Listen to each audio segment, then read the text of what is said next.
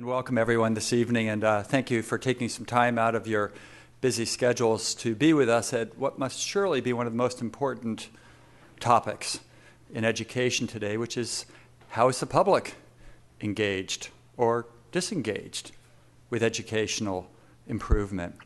And for me personally, this is a great honor to welcome Wendy Puriefoy with us this evening, because I first met Wendy now 8 years ago. It's hard to believe, when she was putting together a scholars forum affiliated with the Public Education Network and the Ford Foundation to study the condition of public engagement for public education in the United States.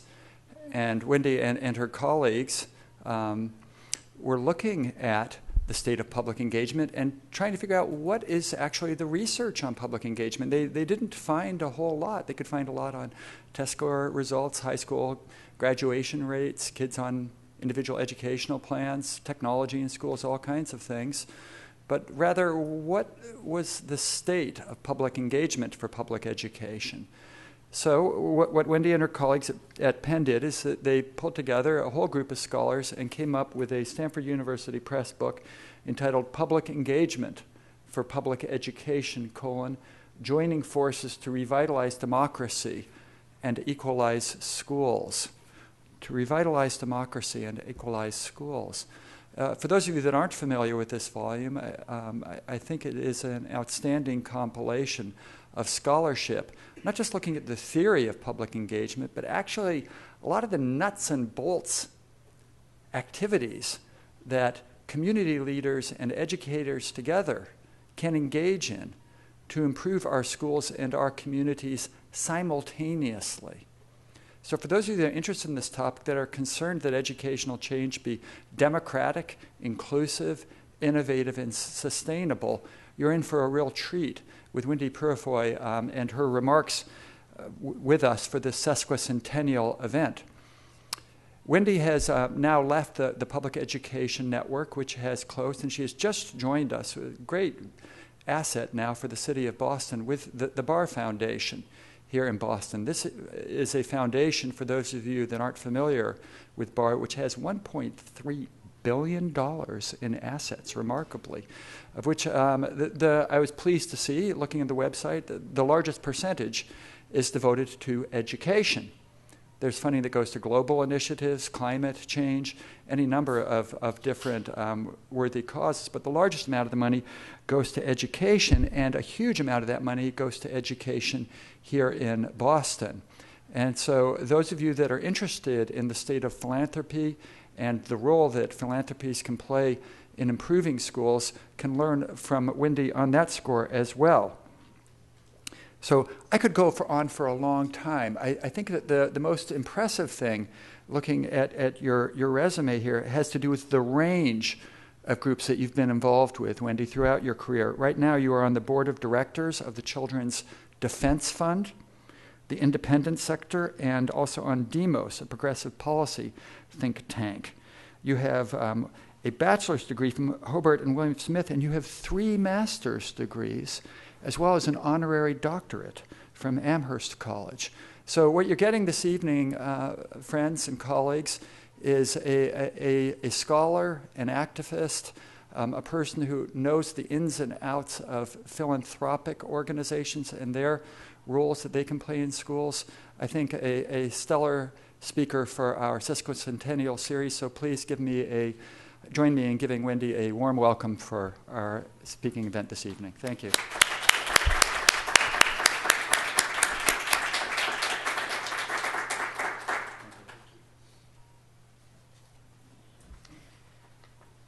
I want to thank Dennis for that lovely introduction, but you get 3 master's degrees when you don't finish your PhD. So there's no magic to that. You get more, but you don't get that degree. How many people were here for our afternoon discussion? Okay, so I'm going to try to dive right in, because what we didn't do in that discussion was to go deep into the specifics of the organizing work around schools. And so I want to move to that. Before I do that, I really want to thank Marilyn Cochran-Smith and Dennis for having me come here. It's quite an honor to be here. It's quite an honor to sit with you and to think. And it is really a special honor at this point in my life because Penn has closed, and it gives me an opportunity to think about that work.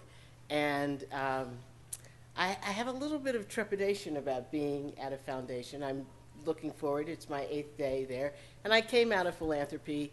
I worked at the Boston Foundation as the EVP and Chief Operating Officer. But I'm an advocate, you know, and I'm very passionate about the work that I do. So, you know, somebody needs money and wants a grant, I say, yeah, we need to give them money. So it will be an interesting time for me to do it. I thought what I would begin with is really a little bit about the historical context, because our theory of change for public engagement, for public school reform, really comes out of this historical context. And then I'm going to go to Mobile Area Education Fund, which is up here, and give you an example of how one community has applied that theory of action. And then I really would like to, at the end, really think with you about, you know, a radical step that I would like to see taken so that the nation can really use the experiments to support the change, but really move in and make dramatic change.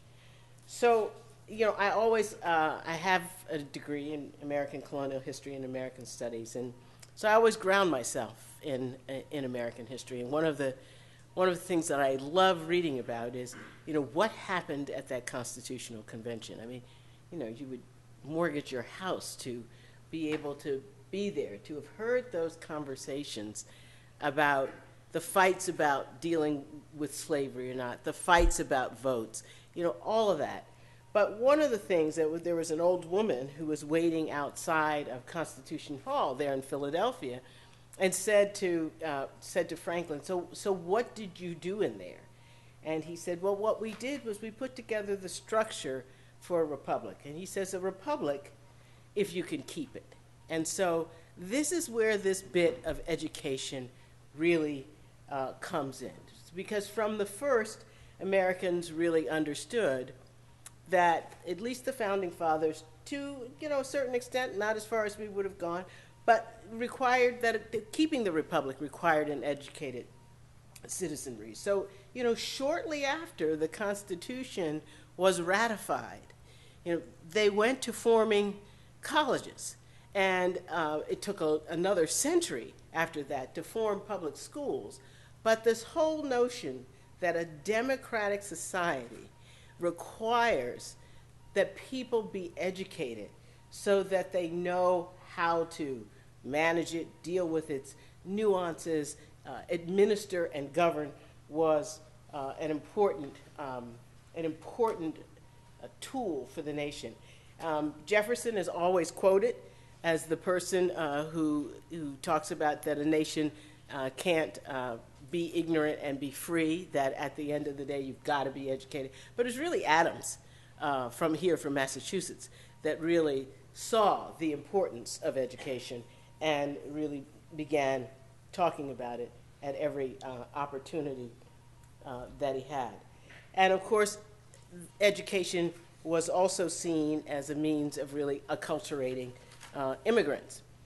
And so, you know, that tradition, of course, continues today. And in fact, one of the biggest battles that we're going to see going forward is the new immigration reform.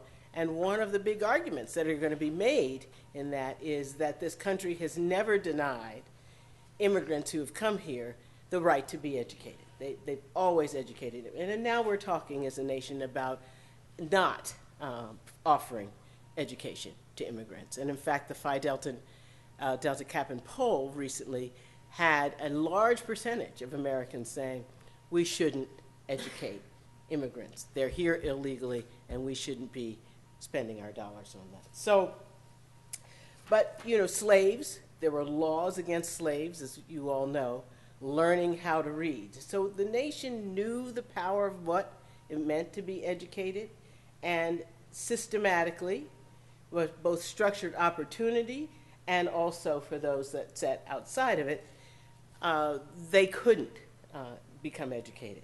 So at the best moments in the nation, at our founding, and all along as Horace Mann developed the system of public education from the state, we always understood that you can't have a democratic nation, you can't talk about issues of equality in the political process, or equal justice under the law, or equal opportunity in the marketplace, if we have an institutionalized, if we are not providing education. And of course we know that we have for many years had institutionalized inferiority and racism in our schools. So, you know, I'll bring you forward a little bit and we look at the Brown versus Board of Education case. And the big issue for the Supreme Court in that case was the work of the sociologist Kenneth Clark.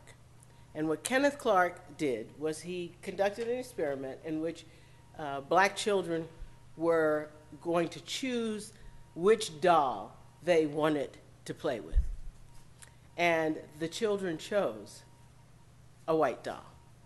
And he basically said that even as young children, they understood that the education that they were receiving, that the condition and their race really pushed them to make choices that they would not have made. They chose a white doll. So 60 years later, after Brown, almost 60 years later after Brown versus Board of Education, we're at this other pivot point in American history. And once again, we've got this tension, you know, making sure that we educate the people of this nation so that they're better able to govern, they're better able to move our nation forward, and at the same time, we have an education system that really is failing to educate large numbers of primarily poor and disadvantaged children. So one of the things that we began to look at Public Education Network was how can we begin to address this issue of institutionalized inferiority? How can we begin to address this issue that with the achievement gap in this country that we have been closing in many respects, but when you look at the achievement gap between African American students and white students, or Hispanic students and white students, we still have a large gap. Now, the good news that's happening in many places across the country, urban centers in particular, we're seeing that gap begin to close because of some of the things that we know to do, and I'll come back to that. But the reality is that there is still a large achievement gap in a nation this rich, this well off, and this smart. What are we going to do about it? So one of the things that we thought was, can we begin to build another generation of Americans who really, one, are going to reform public schools, two, who are going to be engaged in public schools, and three, who are going to be able to see the school, continue to see the school, as the center of community. So we wanted to forge a more durable role for the public, not just parents, not just certain interest groups, but for the public across the board. It was to activate and inform constituency, broadly based in the community, that would hold a shared vision of school reform and would also hold the school system and understand that when they were holding the school system accountable for results, they were holding themselves accountable for results. So we had a number of policy objectives set around it. There were three. One part of the theory development was looking at teachers and teacher effectiveness. Another was really looking at community schools. And then third was looking at standards in building that. And so I'm going to go through this Mobile area education fund because you'll be able to see what we did. But we start to break out of the stereotypical images of public engagement. They were really, we wanted the reforms to happen, but what we wanted to do was to enlist public support in a way that would keep people at the table. We didn't want to do an information campaign. We didn't want to sell anybody on something. We wanted people to be able to get into it. So how did we do it? We issued an RFP amongst our network of local education funds. The Annenberg Foundation provided us with some significant dollars, and we actually funded public engagement to implement this theory of change, which is engage the public around specific school reform goals and build constituency for quality public education in your community. So in Mobile, Alabama, and I purposely pick Alabama because most people think, well, nothing's really happening below the Mason-Dixon line, and what's happening here is really extraordinary. So the Mobile Area Education Fund, I'll go through and just take you through the slides now. I do.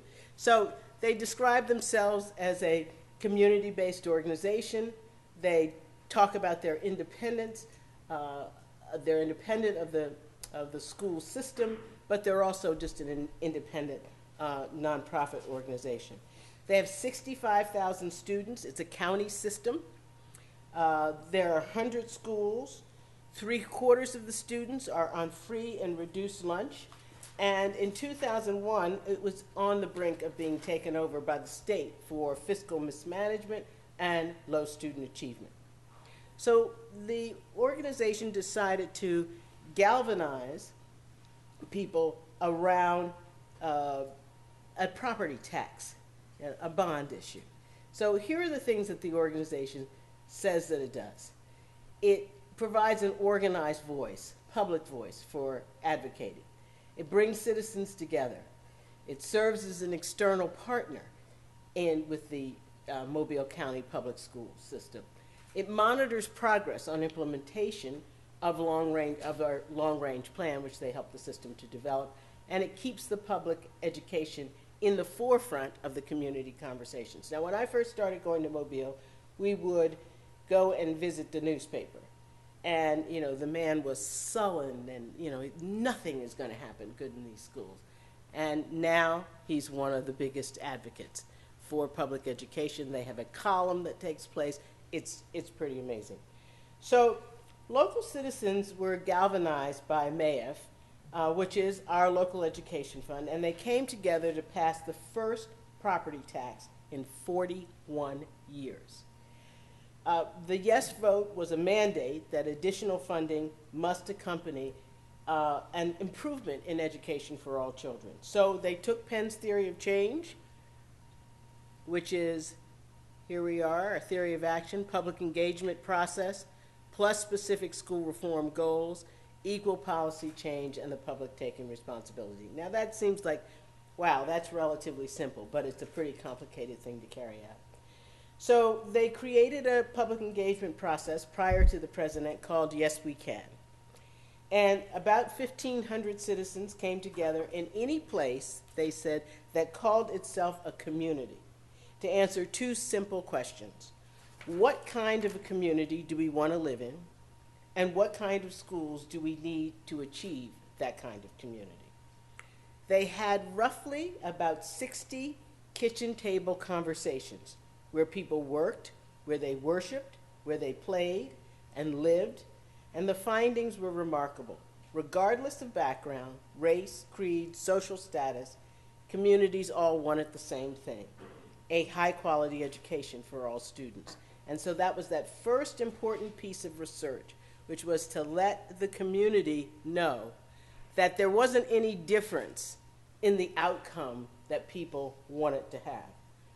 The community expressed a clear desire to start in the highest need places first to turn around the system, because they also said, look, we're not going to have quality public schools if we're always going to have these on the bottom, so we're going to serve those on the bottom first and work to turn the system around.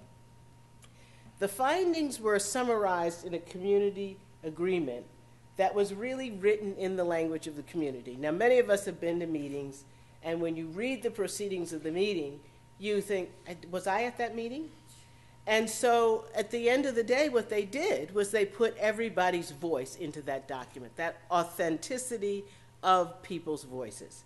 And what then gave them credibility to keep coordinating and working with this group was that people knew that their work was not going to be sanitized, it was going to be taken seriously, and they actually forced the newspaper to publish the proceedings of these 60 conversations.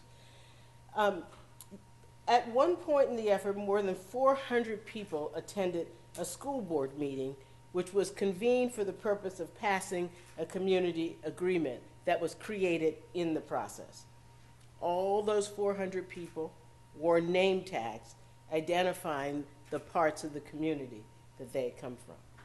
Now, it was also at this meeting, because this community organizing had been so successful, that the school board wanted to call Dr. Dodge's contract and said, you know, it's not up for renewal, and in fact, we think that you should begin to think about being gone within a year. And so they brought out the business community, these 400 people were there, and they basically said to the school board, just what is it about Dr. Dodge's contract that doesn't work for you? Because we can tell you what works for us and what works for the community. Needless to say, Dr. Dodge's contract was signed for another 5 years. He stayed. And what they did in their next step was to align the community aspirations that came out in the agreement for its schools with a specific plan of action for change that would hold the school board and the superintendent accountable for results. They used a process, it's called the Baldrige process. You know, it got them to where they needed to be. The resulting strategic plan operationalized the goals of the community agreement and tied it to measurable outcomes to improve teaching and learning.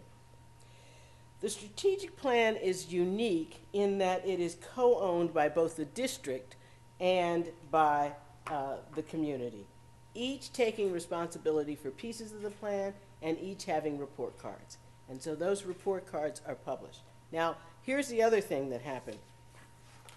You can go into any Mobile County school, and there's a dashboard there.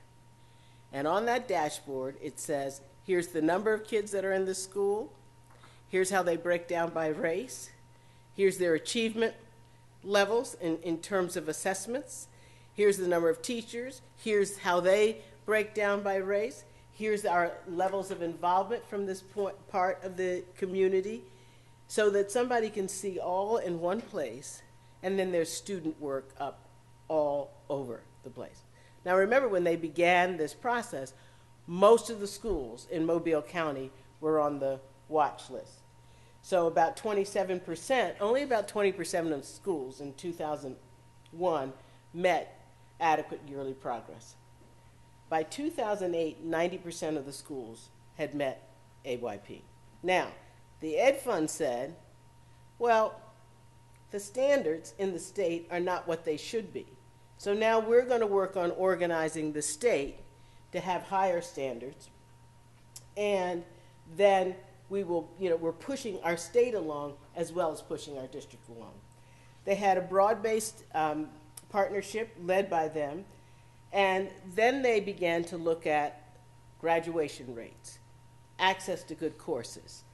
So it just started getting harder and harder. So now, Yes We Can is in its third iteration, and it has taken up this new goal, which is 80-20. 80% graduating by 2020. So here we go.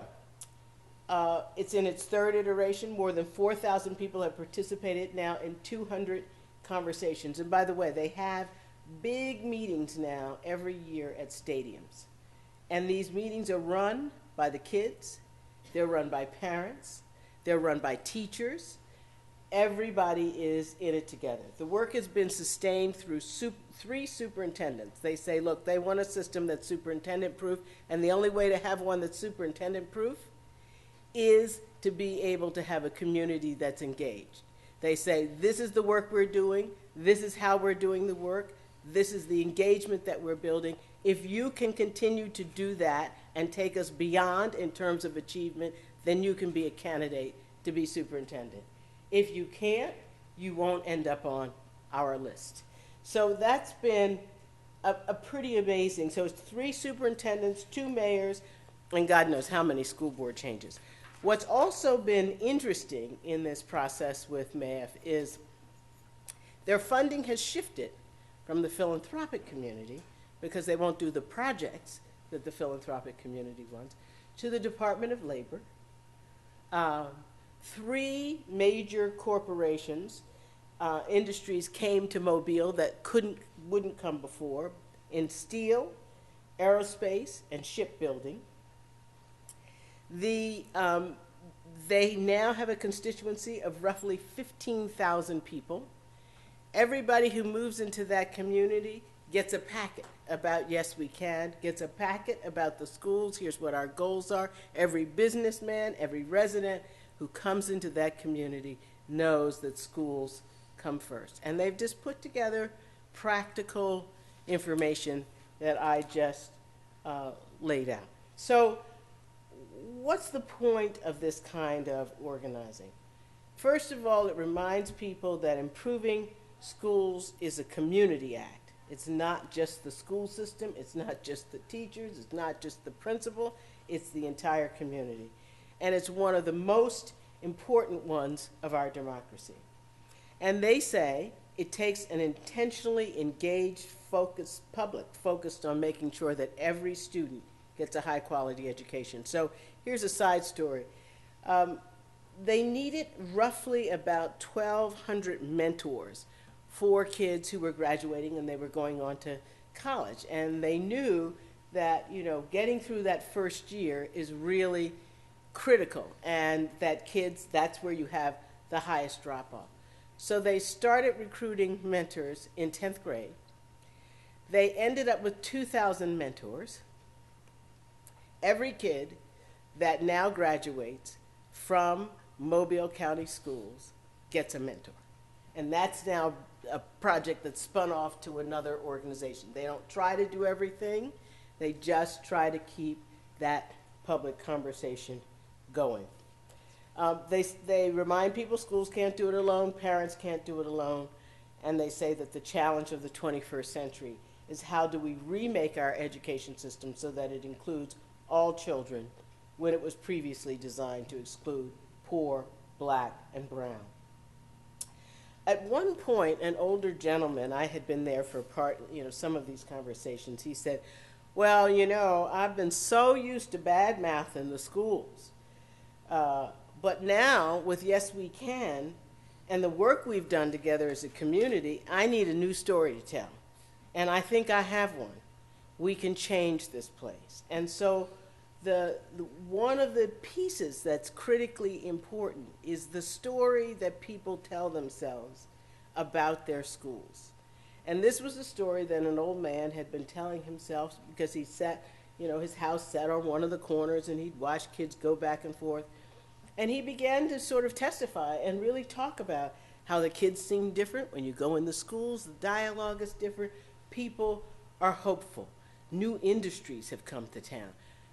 MAIF is supported through a line item in the mayor's budget.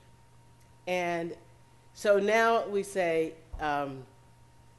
it's entirely possible to make these changes. These changes happened over a 5-year period of time. But at the end of year 1, they had change, at the end of year 2, and they kept on publishing and making sure that people knew about those changes. So the question that then comes up is, how do we, let me just do one more thing. Here's some of the things that, different people, they've used researchers, they brought people in from the outside, but they actually have used people in that community more than they've used other people. So here's some things that might be useful.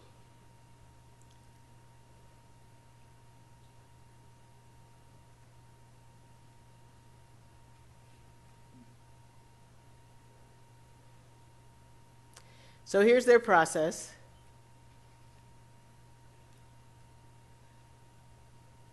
Collect the voice, which is what the engagement process is about. Develop the agreement. Feed it back to people, and then have a framework. And that's all developed through community. And these are all the people who are engaged in it.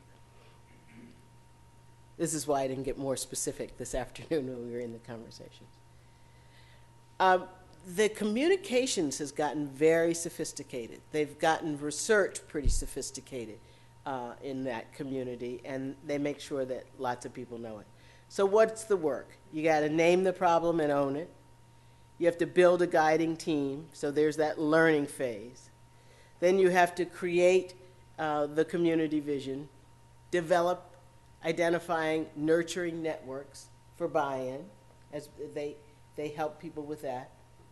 Enable action and create learning, because you can't have people in the learning process and not have them engaged in action. You lose them. So they had to do that very quickly. And then there is the alignment of resources. People have to see that what they've learned and where they think they should go, they're going to have resources to be able to do it. Otherwise, they just get tired from being able to find the resources that they need. And then there's the accountability mechanism. So here's just different things that you can see. Now they have gotten to this whole issue of how do you begin to build a school system that enables young people to have access to on-the-job training. They are able to do community college when they start to get into their 11th grade, so that by the time they graduate from high school, they are going to be graduating with an associate arts degree as well as a high school diploma and working on careers and going to four-year college. I mean, they have just worked through the whole gamut of work. So what they say is that the graduation line is the poverty line. And if we don't change the graduation line, we're not going to have an impact on poverty and vice versa. And these are, different goals that they've set.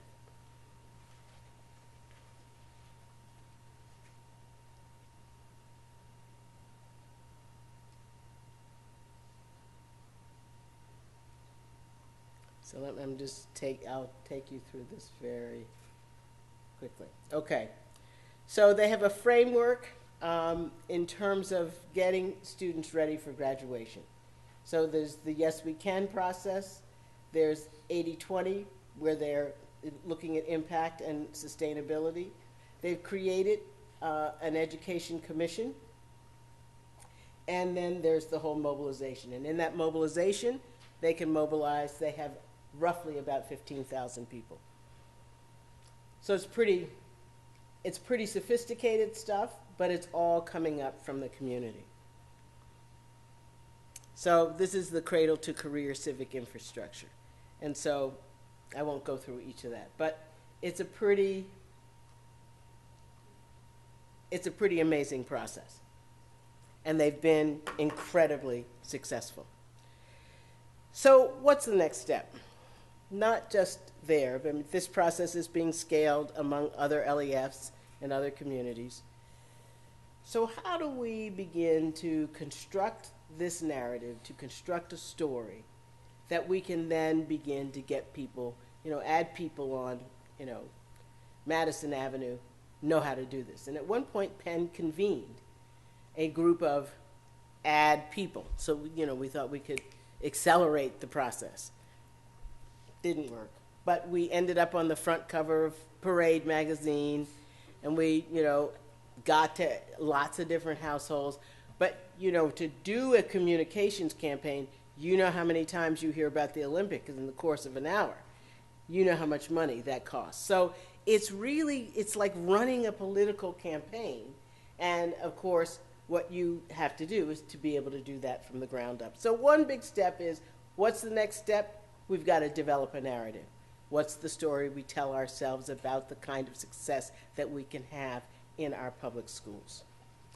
The second part of it we need to do is to have specific goals. Some of those goals will be legal. They're real legal barriers that prevent some of the not organizing, but some of the goals that we want to achieve. For example, let's take a look at, it's not a legal thing, but how data is collected. Most school systems don't have the capacity to collect the kind of data that they need to collect. They don't have the people and the personnel to do it. They don't have the resources to do it. What is it that can begin to happen so that states, now there's a group called the Data Quality Campaign, and Data Quality Campaign is looking at what kind of data ought to be collected by states, which then of course governs what kind of data is collected at the school level. But we need to have data to be able to describe the challenges and also be able to look at how students are doing. And it's not uniform. Think about this. We have a uniform mortgage application across this country because the banks got together and said, look, it's much easier for us if we have one application that asks for all the same information. It may have a different logo and everything else on it, but basically they're all asking for the same information. Colleges and universities got together and said, we want to look at it, but we don't do that in terms of data. We need the kinds of things that are going to make it easier for people to understand the issues. So the mechanics, knowing the data. The other that we need is there are lawsuits that we are going to have to bring. And I won't go into that, but if you look at the gay and lesbian rights movement that has been moving along, and you see this in movements. Movements have a large victory that they're seeking, and oftentimes it's constitutional change. Women's suffrage, emancipation, voting rights, public accommodations laws, because what they're trying to do, what they understand they're doing when they're doing their work is that they are changing the order of things. They are perfecting the union. They're bringing into this democratic way of life people who are not seen, not heard, and therefore don't have the rights that they should have. And so their business in movements is to move people from one condition to another. So one of the things that it makes me think about is education a right? In a democratic society, you betcha, it ought to be a right. Should we have a constitutional amendment? I don't know. But it's certainly something we ought to talk about, because when you ask people, it's mostly the states that really control the quality of education. The federal government doesn't really control it. It's the states. It's written into state constitutions. Where does it come out of? It comes out of states' rights. But people are not going to always live in Alabama or Massachusetts. What is it that we can begin to think about this as a right? I think about every time the G8 meets and they talk about economic conditions, and I think, is there anybody there talking about education? No. Why should they be meeting talking about economics and not about education? We should have a meeting of the ministers of the world, because what people carry in their power pack on their backs as they move from country to country is what's in their minds. That's worth something. There will be one line of argument as you hear the senators get up on the floor about immigration is, we've got to attract the best minds in the world, and therefore we need to open up our doors so that we can attract the best minds in the world. But we're going to seed that pot a little bit more for the smartest ones. So I'm just asking you to think with me about this, because I think, is it worthwhile? Is it worth thinking about? Wouldn't it be a conversation in this country? Maybe that would help to build the narrative. So I'm going to close by saying, I think we are living in a great moment in this country. And I said this earlier. We have an opportunity. We elected an African American president of the United States. Bobby Kennedy said he thought it would happen in 40 years, and he was right. But there were a handful of people who believed that that could happen. We haven't elected a woman yet. We need to do that, and we need to get about the business. But not just a woman for woman's sake or an African American for African American's sake, but we know we can make the kind of change. And so if we are going to make that change, we need to get about it now. We need to push the president. We need to push ourselves. We need to make sure that everybody in this country is educated. It's just too dangerous to live without people being educated. So we can do it. I want each of you to think about this in your own lives, how you're going to take your passion and your skills in education and really begin to apply it. We can do something about this problem of not being educated in this country. And it's up to us to make that change. We live at a great moment in history where we've seen what we thought was impossible happen. So we can do that. So I thank you, and let's open up for questions.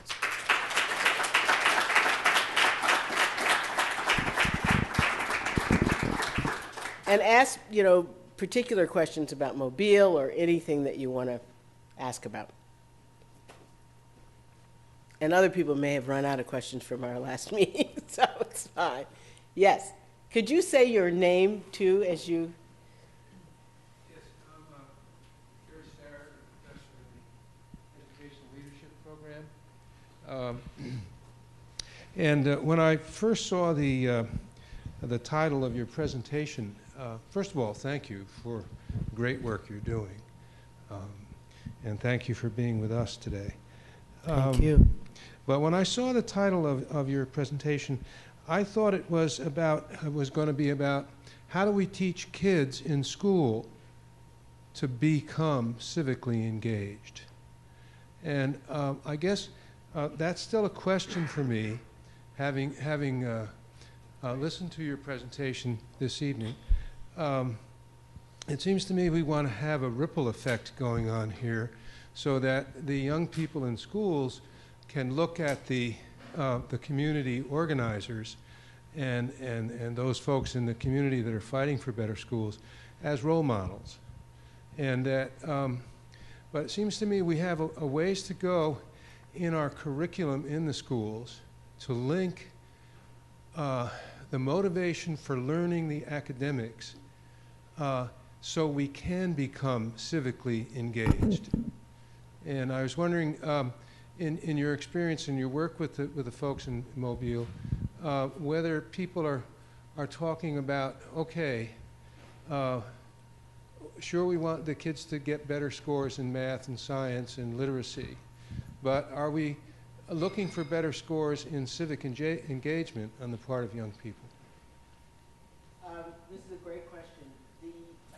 The people who have been involved in the Yes We Can initiative, people who have been involved in the Yes We Can initiative were a number of students were engaged in every one of those conversations and have continued to do it. They have become the facilitators of future, of subsequent conversations, and they are volunteering and doing more work in their community. So one of the things that has been impactful or has had an impact on them is seeing the adults in their community come into their schools. And so that's been helpful. So they are seeing more engagement of young people across the civic life of the community. And it's a great byproduct of their work.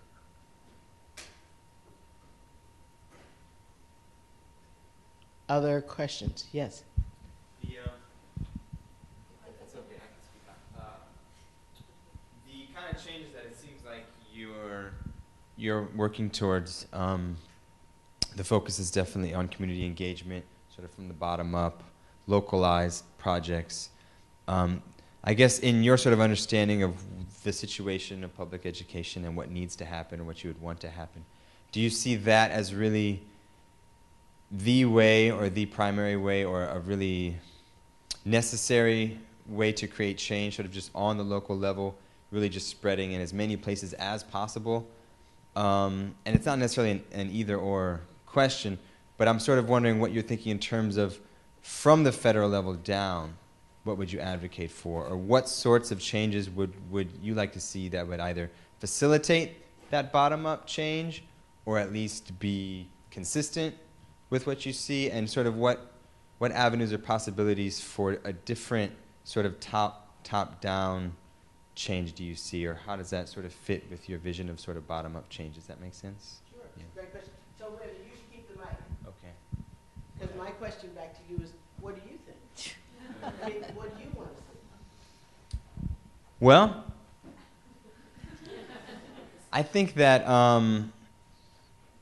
a lot could be done to facilitate more local control. So, you know, there's sort of that fine line between having a vision of what should be done, but then trying to actually execute it so broadly or so at scale is very difficult to do. So I think that there is a role for government, because, you know, there's sort of another underlying tension within my question, which is really if you're leaving it up to local communities to decide, or if you're going to start a project like this and you're going to go to Mobile, Alabama, and you're going to develop a sort of consensus around what should happen based on public opinion or whatever, there might be some line across which what the community wants is no longer good. You know, so like, should you just leave complete autonomy to local districts, or like, what's the sort of level of freedom? So I guess I would think that it shouldn't necessarily be complete localized freedom. It's not that it should be government hands off. Right. I think we need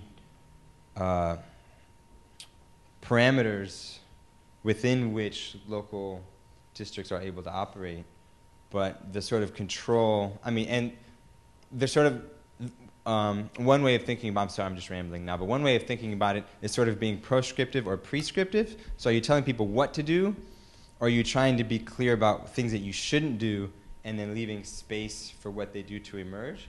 So I feel like, based on the research that I've been exposed to even just here, it seems like we have some clarity about things that we shouldn't do, like things that the government are doing now that maybe are not helpful, like punishing schools, like being overly focused on standardized tests. Those are things that maybe we should not do, but the answers to what we should do maybe are more likely to emerge at a local level. I don't know, does that make sense? Yeah. It does. But I'm not as familiar with the groundwork that you are to know, being on the ground, trying to do local things, what would help that work? You know, like what do you see, what changes could be made in the system that would actually enable and foster the kind of work that people like the people in Mobile are trying to do? So from the federal level, one of the things that, you know, you have to watch the legislation, but for example, in No Child Left Behind,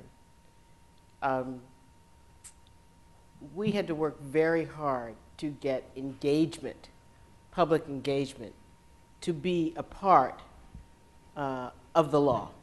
In other words, to have people be able to participate in knowing more information about the law, what it meant for them, what it meant for their school. There are many federal economic development projects that happen that require community meetings. And they require sometimes up to a 2-year process for community meetings. So none of you were around, but when Boston started expanding its MBTA, for about 3 years, they had to have community meetings. There's not that kind of equivalent that happens in legislation oftentimes around education. and at least you've gotten some feedback from the community.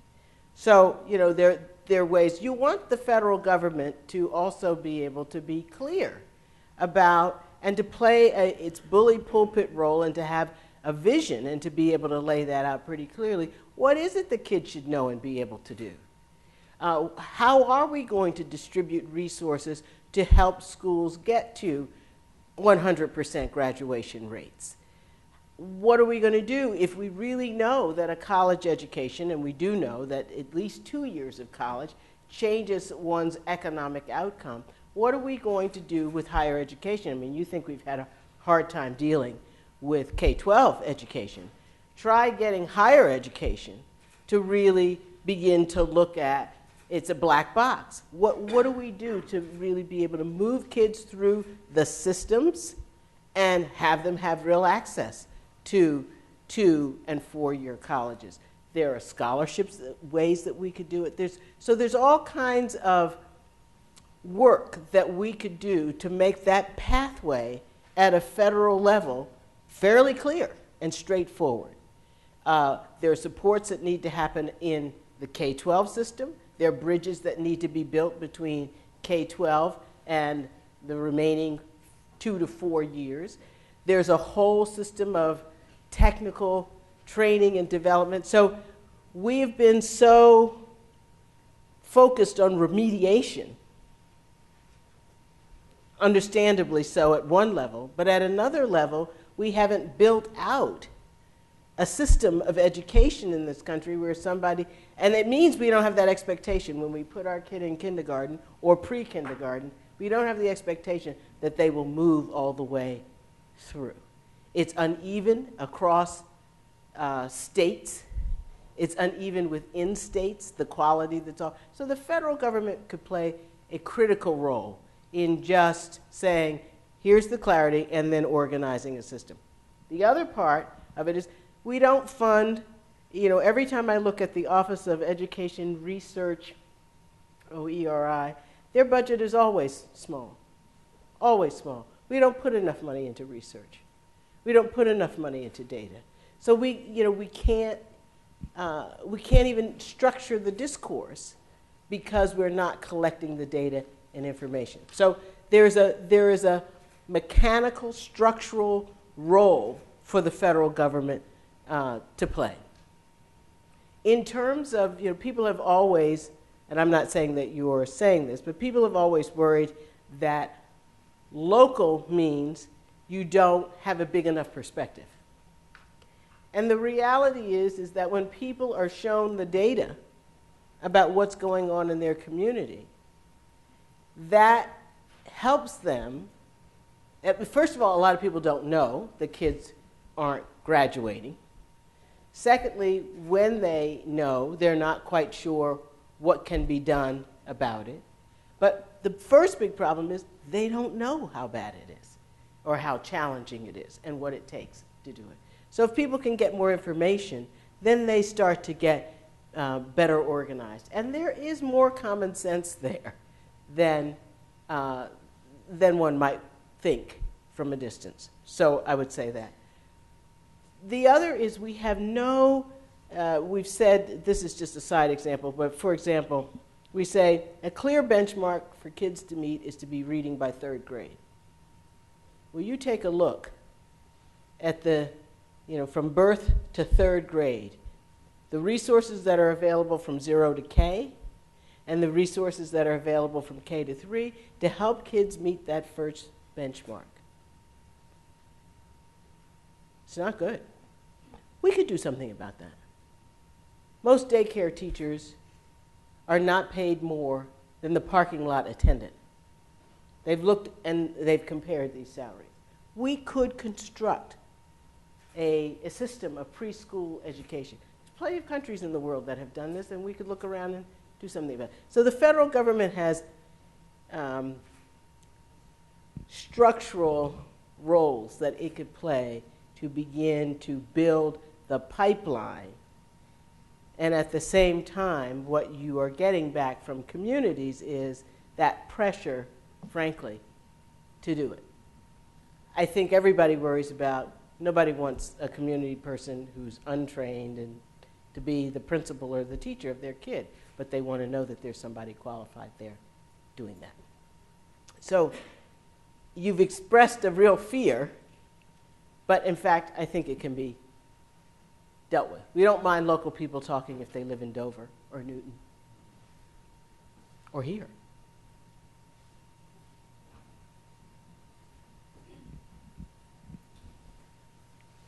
And now you all should start answering each other's questions, because you've been hearing some of this conversation for a while now. My name is Beatriz, and my question is, from your experience, what are the new challenges that public engagement brings to teachers, and how could teacher preparation prepare better teachers to these new challenges? Mm-hmm. Great question. I think that the pressures that public engagement places upon teachers are sometimes unrealistic expectations of teachers. So it's not, we're talking about public engagement from the public to a system, so that, you know, in this interaction that the Mobile schools, Mobile Areas Education Fund had with the school system was, we need access to information, we need access to understanding, you know, what your expectations are for the kids, we need access to the data, so that the teachers are not having to deal in a defensive posture with the system. So one of the things that happened in the training that goes on at the Mobile Area Education Fund is really training people in how you engage in productive inquiry, so that the school system doesn't feel trapped, like all of a sudden we have you in the crosshairs, you know, and it becomes an examination, but rather they have trained them in how do you ask for the meeting? How do you construct the meeting?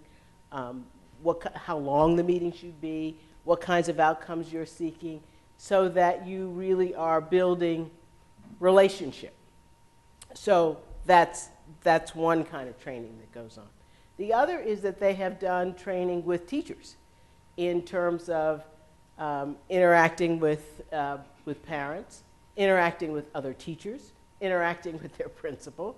Because typically what happens around reform change in schools, it's the teachers who have been pushing for a lot of change. And so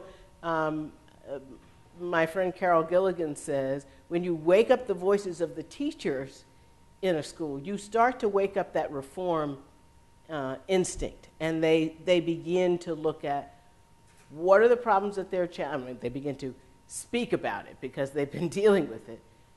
What kind of professional development do we need? What does that structure look like? And so you begin to create a community of dialogue and support. So, but structure.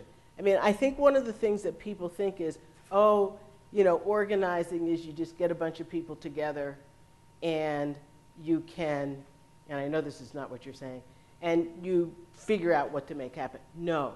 What happens, if hope is going to really have an outcome, you've got to identify the target, the means to address that target, what's the structure for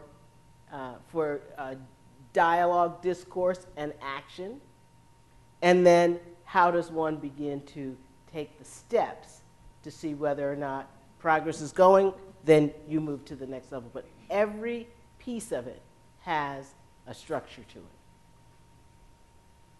So it's not for the faint of heart. I mean, if you really are in it, it takes a lot of structure to do it, and training and development.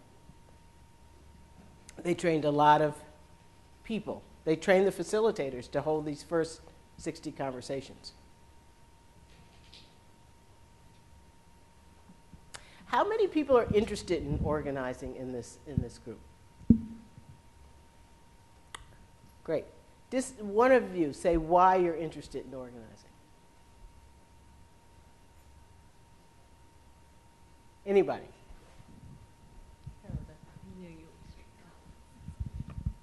I am interested in organizing because I think that's how change happens. Simply. I thought. Did you say you were interested in organizing? Could you answer? In Massachusetts, there was an effort I believe is the result of community organizing, which was a group of citizens that became concerned about the Boston Public Schools, and it resulted in Chapter 766 in Massachusetts. Right. And I had the opportunity a couple of years ago to interface with Hugh B. Jones and hear that story from his perspective, and it was Right. really powerful for me. Right. Mass Advocacy Center. That's right. Yes, great group. Other people? How many people fear organizing? You know, like you worry about it. You worry about being the teacher in the classroom in a community that's engaged.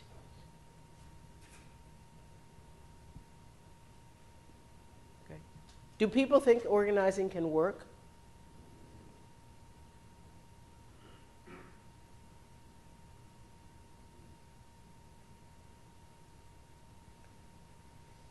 There's a lot of research that talks about the involvement of parents in the education of children. And insofar as a school can have a structured way of communicating on a regular basis with parents precisely about how they participate with their kids in that discussion at home, and the application within sort of the neighborhood and the home of what they're learning in school, that parents can facilitate. Sure. It just seems to me that while this organization that you're talking about is much more of a political organization, it seems to me that one of the things that you want to achieve within that political organizing thing is to get parents convinced that they can play a very significant part in their child's education just by talking with the kids at home about what they're learning in school. Well, here's what I would add to what you're saying, and that is they don't see themselves doing parent organizing. They see themselves getting the public, because public education is a public institution, and they see themselves organizing the public, because parents represent actually less than 25% of the population. There's simply not enough leverage in that lever to make the scale of change that has to happen. So parents certainly have to be engaged, but the engagement is really about the public. So that's one thing I would say. I think MAIF would say that they don't consider themselves to be a political organization. So I would ask,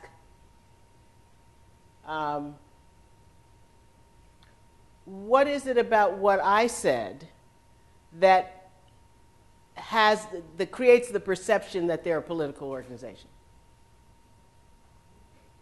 Well, clearly you're involved with organizing public opinion and organizing public discourse and around crucial issues to the community.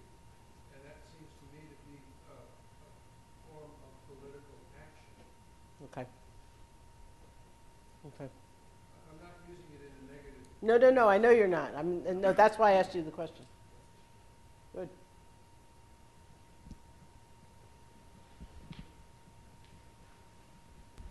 Hi, I'm Joe Padula. I'm a faculty member in the Ed Research Department here at Lynch School. I'd just like to get your reaction to the issue that people who are going to be vocal in the community are people who have an agenda. Take the creationism debate, if you want to call it a debate. In the state of Kansas, the Kansas State Assessment was changed because people organized and wanted anything Any questions on the state science exam dealing with evolution? Removed. So I have a fear that this can have a negative impact on the education of our kids. And I'd just like your reaction to how you protect against that. A completely understandable fear, and I think one that a lot of people do have. And this is where the use of an intermediary organization becomes important, because you don't stop. By the way, the people who are able to work and shift and change school boards have managed to do this with small numbers of people. They haven't always had huge constituencies, because they've depended upon, the people not coming out to vote for the school board, and so they can, seize a seat, and they've been strategic in the way that they have used to leverage certain issues. The work that Mobile has done and other communities have done, an engagement, has for sure had people who will come in and want creationism or want things that are not good for kids. But the group has been able to actually maybe not change those people, but not have those people stop their process. And so what their work has really been about improving and reforming the overall school, not trying to get a particular curriculum change. I mean, if you look at this, as you see this, they've had a goal of graduation rates. They've had a goal of reducing the dropout rate. They've had a goal of having people more engaged. So they haven't worked at that curricular level, so that somebody who's really interested in a particular curricular change, at least in the case of Mobile and some other areas, probably would not have stuck with that group, because they wouldn't end up taking up their agenda. But it's worrisome, and this is why the structure of organizing and building public engagement is important. And so as you can see, this process has taken a while. They've had gains every year. They've been able to show their measurements. But it has not been, even in a place like Alabama, it has not been a hotbed that has attracted what I call the crazies, who want to take people into creationism. It just hasn't, it hasn't happened. But it's a real worry. But I think the process of what the group has gone through has, and the community, it has broadened the vision of the community about education. That's all I can say about it. At least that's what's happened there. Dennis, you may want to say a few things about that. Well, I always love the saying, I think it's from Alexis de Tocqueville, that the best answer to the problems of democracy is more democracy, right. Which is, I think, what you're pointing up with. I've been learning a lot here, and especially this articulation of intermediary organizations, how we think about power, how we think about politics. Is politics electioneering? Is politics everyday kinds of friends and neighbors discourse? And I think with the example of Mobile, you've really presented a very rich portrait for us of how public engagement can work with our schools. Part of public engagement is cuisine. And so what I thought we might do right now, because at the back of the room there is wine and cheese and crackers, what I thought we might do would be to transition. But before we do so, I'd like to thank you so much for being so thought-provoking and giving us a wonderful challenge to uplift both education and civic engagement together. So please, let's give Wendy a warm applause.